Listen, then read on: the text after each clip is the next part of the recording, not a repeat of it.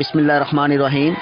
بھارتی لوک سبھا یعنی ایوان زیریں اور راجیہ سبھا یعنی ایوان بالا میں بھارتی شہریت سے متعلق متنازع ترمیمی بل کی منظوری کے بعد بھارتی صدر رام ناتھ کے دستخط کے بعد اب یہ متنازع بل کالا قانون بن چکا ہے۔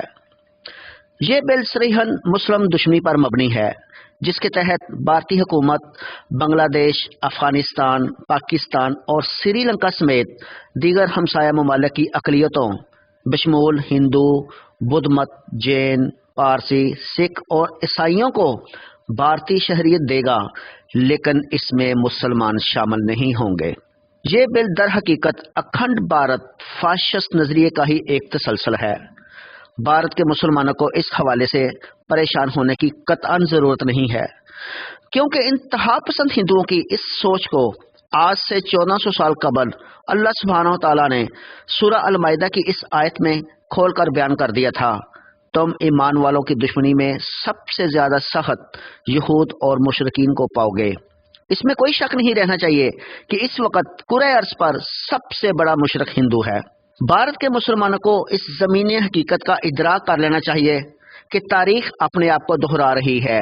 جی ہاں، آج سے 72 سال پہلے اسی ہندوستان میں جب تنگ نظر اور انتہا پسند ہندوؤں نے انگریزوں کے ساتھ مل کر مسلمانوں کا جینا دو بر کر دیا تھا، تب مذہب کی بنیاد پر دو قومی نظریے نے جنم لیا تھا، جس کے نتیجے میں پاکستان معرض وجود میں آیا تھا۔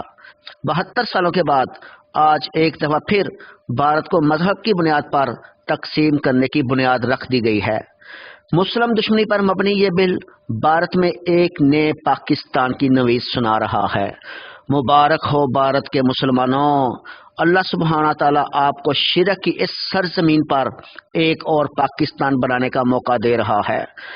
اے بھارت کے نوجوان مسلمانوں، محمد بن قاسم کے روحانی بیٹوں اور لشکر محمود غزنوی کے مجاہدوں، آگے بڑھو اور اپنا حق چھین کر لے لو۔